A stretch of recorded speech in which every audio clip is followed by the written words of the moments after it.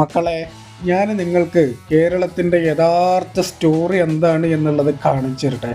ഈ വീഡിയോ ഉണ്ടല്ലോ, ബുദ്ധിമുട്ടില്ലെങ്കിൽ ഒരു ലൈക്ക് ചെയ്യുക, ഒന്ന് ഷെയർ ചെയ്യുക, നിങ്ങളുടെ ഒരു കമൻറ്റും രേഖപ്പെടുത്തുക. കാരണം ഇതൊക്കെ ഷെയർ ചെയ്യുമ്പോഴേ നമ്മുടെയൊക്കെ കേരളത്തിൻ്റെ യഥാർത്ഥ സ്റ്റോറി എന്താണെന്നുള്ളത് മറ്റുള്ളവരൊന്ന് കാണും. അതായത് ചൂരൽ മലയിൽ ഇന്ന് കണ്ട ഒരു കേരള സ്റ്റോറിയാണ്. രാജേട്ടൻ തൻ്റെ വീട് തുറന്നു കൊടുത്തത് വിശ്വാസികൾക്ക്, അതായത് മുസ്ലിം വിശ്വാസികൾക്ക് നമസ്കരിക്കാൻ വേണ്ടിയിട്ടാണ്. ഇപ്പോൾ ഈ കേരള സ്റ്റോറി ഫേക്ക് എടുക്കുന്ന ആളുകളുണ്ടല്ലോ, അവരൊക്കെ ഇത് കണ്ടിട്ട് ഇങ്ങനൊരു കേരള സ്റ്റോറി എടുക്കും. അവരൊക്കെ ഞാൻ വെല്ലുവിളിക്കണം. അവർക്കൊക്കെ കേരളത്തെ മോശമാക്കണം, ഫേക്ക് സ്റ്റോറി. എന്നിട്ട് അതിനെ സപ്പോർട്ട് ചെയ്യാൻ കേരളത്തിൽ തന്നെ കുറേ ഊളകളും.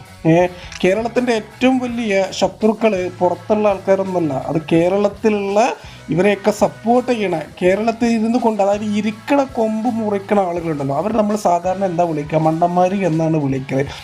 അപ്പം ഇവരാണ് നമ്മുടെയൊക്കെ ഏറ്റവും വലിയ ശത്രു. അത് കഴിഞ്ഞിട്ടേ അടുത്ത ആൾക്കാരുള്ളൂ. എന്താ ഞാൻ പറഞ്ഞത് ശരിയല്ലേ? തീർച്ചയായിട്ടും ഈ ഒരു വീഡിയോയെക്കുറിച്ച് നിങ്ങളുടെ ഒരു അഭിപ്രായം ഉണ്ടല്ലോ, അതൊന്ന് രേഖപ്പെടുത്തുക.